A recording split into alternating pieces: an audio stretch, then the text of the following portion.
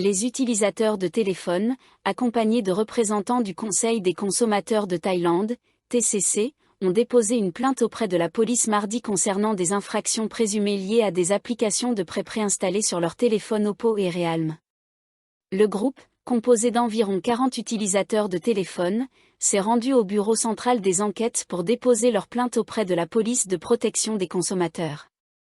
Patarakorn Tibunra, vice-président du TCC chargé de la protection des droits des consommateurs, a déclaré que les plaignants faisaient partie des 192 utilisateurs de téléphone ayant signalé au Conseil des violations de données personnelles et des pratiques de prêt illégales. Le ministère de l'économie numérique et de la société a récemment indiqué que des applications de prêt avaient été préinstallées sur environ 4 millions de téléphones Oppo et Realme. Selon M. Patarakorn, ces applications de prêt préinstallées ont permis aux utilisateurs d'emprunter environ 15 millions de bahts au total. Il a précisé que les débiteurs remboursaient les mensualités à des comptes de personnes morales enregistrées en Thaïlande mais liées à des réseaux étrangers. Gina Yamuam, avocate du TCC, a déclaré que le Conseil guidait les plaignants pour engager des poursuites collectives, tant pénales que civiles, contre toutes les parties responsables, y compris les propriétaires des applications dans d'autres pays et leurs représentants thaïlandais. Le Conseil prévoyait de demander des compensations pour chaque plaignant individuel. Selon l'avocate, les applications de prêt étaient soit préinstallées sur les téléphones, soit automatiquement installées lors des mises à jour du système d'exploitation. Elle a exhorté les distributeurs de téléphones Oppo et Realme à révéler l'identité des propriétaires des applications de prêt pour prouver leur innocence. Pornwood Pipatanadetsak, chef du département politique et innovation du TCC, a affirmé que la préinstallation d'applications de prêt violait les droits des consommateurs car elles occupaient de l'espace sur le téléphone sans le consentement de l'utilisateur, tout en étant impossible à désinstaller et en accédant aux données personnelles des utilisateurs. Patipol Putachuchar, un plaignant de 31 ans, a expliqué avoir acheté un téléphone Oppo et découvert les applications de prêt préinstallées Finizi et une autre. Après des mises à jour logicielles, au moins 10 autres applications, apparemment des applications de jeux d'argent, ont été automatiquement installées. Le Conseil des consommateurs a demandé aux marques chinoises Oppo et à sa filiale Realme de fournir des explications concernant les rapports des utilisateurs de smartphones selon lesquels des applications de prêt préinstallées sur certains modèles ne pouvaient être désinstallées et étaient capables d'envoyer des invitations à emprunter tout en accédant à leurs données personnelles, y compris les listes de contacts et les numéros de téléphone. Sakao, une femme thaïlandaise a été arrêtée et 6 kg de cocaïne de contrebande ont été saisis alors qu'elle rentrait en Thaïlande depuis le Cambodge par le poste frontière d'immigration d'Aranyaprathe mardi matin. Chameporn Singtom, 30 ans, a été interceptée au poste frontière grâce à une technologie de reconnaissance faciale. Elle a été identifiée comme une suspecte recherchée dans une affaire de drogue, a déclaré le colonel de police Nafat Ponsufaporn, directeur du bureau provincial de l'immigration de Sakao.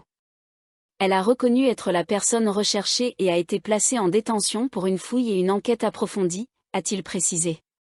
Dans sa valise, la police a découvert 656 petits sachets de cocaïne dissimulés à l'intérieur de 4 grandes poupées en tissu. Le poids total était d'au moins 6 kg, d'une valeur estimée à environ 16 millions de bahts, a indiqué le colonel de police Nafatapon. Madame Chameporn aurait déclaré à la police que son mari nigérian lui avait offert 100 000 bahts pour transporter la drogue. Elle avait pris un vol depuis le Qatar vers Phnom Penh, puis utilisé un transport public jusqu'à Poipet, avant de traverser la frontière pour entrer dans cette province de l'Est.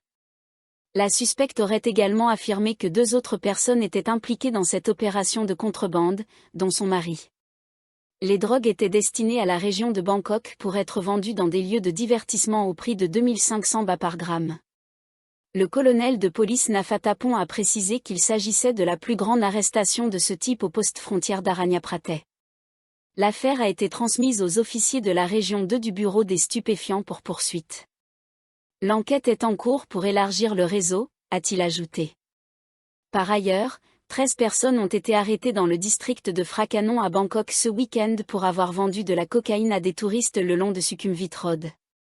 Parmi elles, 11 étaient originaires de pays d'Afrique, dont le Nigeria, et 2 étaient thaïlandaises. Phuket, 42 migrants Rohingyas ont été arrêtés après avoir été découverts dans l'eau au large du district de Thalang, sur cette île touristique du sud de la Thaïlande, plus d'1 mois après leur départ du Bangladesh. Les autorités locales et la police ont été alertées mardi à 4 heures du matin qu'un groupe de personnes avait été aperçu au large de la plage de Sekao, dans le Tambon Mekao. À l'arrivée des agents sur place, les migrants semblaient épuisés. Ils ont reçu des repas avant d'être emmenés au poste de police de Tachaché. Des rapports ultérieurs ont signalé qu'un autre groupe de personnes, vraisemblablement des migrants en situation irrégulière, avait été vu marchant à Tanin, dans la province de Phang. Ces personnes ont ensuite été aperçues au pont Sarrazin, à Phuket. Le premier groupe comptait 19 hommes et 23 femmes, dont 12 enfants de moins de 15 ans. Selon les médias locaux, la plupart étaient dans un état de faiblesse et de fragilité. Lors des interrogatoires, les migrants ont expliqué à la police locale qu'ils faisaient partie d'un groupe de 75 personnes ayant quitté le Bangladesh le 16 décembre, à destination de la Malaisie. Des disputes ont éclaté, et ils ont été forcés de quitter le navire, supposément un cargo. Ils ont ensuite embarqué sur de petites embarcations pour rejoindre une plage de Phang, près de Phuket. Certains étaient malades et d'autres enceintes. Tous ont été placés en garde à vue pour des poursuites légales. Les migrants auraient également déclaré à la police, par l'intermédiaire d'un traducteur, que certaines personnes à bord du navire avaient été agressées et étaient mortes pendant le voyage. Les Rohingyas, majoritairement musulmans, subissent depuis longtemps des persécutions dans leur pays d'origine, le Myanmar, majoritairement bouddhiste. Des centaines de milliers se sont réfugiés dans des camps au Bangladesh, tandis que d'autres risquent leur vie lors de dangereux périples maritimes pour tenter de rejoindre la Malaisie ou l'Indonésie en passant par la Thaïlande. Les autorités recherchent toujours les autres migrants en situation irrégulière. Le Sénat exhorte le gouvernement à réviser sa politique d'exemption de visa pour les ressortissants chinois, citant les risques que la Thaïlande devienne un centre d'activité criminelle. Le sénateur, le lieutenant-général de police Wanché Ekpornpichi, a exprimé cette préoccupation lors d'une récente réunion du Sénat présidée par le président du Sénat, Momkol Surasaja. Le sénateur a souligné que cette politique, initialement destinée à stimuler le tourisme, a été exploitée par des groupes criminels, notamment des syndicats du crime chinois utilisant la Thaïlande comme base pour des opérations illégales. Le lieutenant-général de police Wanché a proposé une révision approfondie de la politique d'exemption de visa, en particulier pour les touristes en provenance de Chine et d'autres pays liés au crime transnational, afin de combler les failles dans le système d'immigration.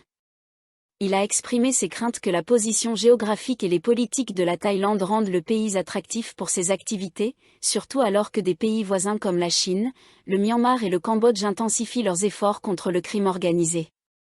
Il a également noté que certains voyageurs exploitent les passages frontaliers naturels pour entrer illégalement dans le pays, contournant les contrôles d'immigration. Le sénateur a suggéré de remplacer la politique d'exemption de visa par des exigences de visa à l'arrivée, voie, obligeant les voyageurs à fournir une preuve de réservation d'hôtel et de plan de voyage. En réponse, le ministre adjoint de la Défense, le général Natafon Narkfanit, a reconnu la préoccupation, mais a précisé que l'exemption de visa est principalement une stratégie économique. Il a assuré au Sénat que le gouvernement travaille à réduire les risques, notamment par un contrôle renforcé des frontières et une collaboration avec les pays voisins. Il a également allégué que certains fonctionnaires thaïlandais ont conspiré avec des criminels, compliquant davantage le problème. Cependant, il a indiqué que son ministère coopère avec les autorités des pays voisins pour lutter contre ce fléau. En tant que ministère de la Défense responsable de la sécurité des frontières, nous avons engagé des discussions avec les pays voisins via les mécanismes disponibles, a déclaré le général Natafon. Nous avons également renforcé les contrôles des individus franchissant les frontières, tant au poste de contrôle qu'au passage naturel. Il a recommandé au gouvernement thaïlandais de négocier avec des pays tiers pour résoudre ce problème.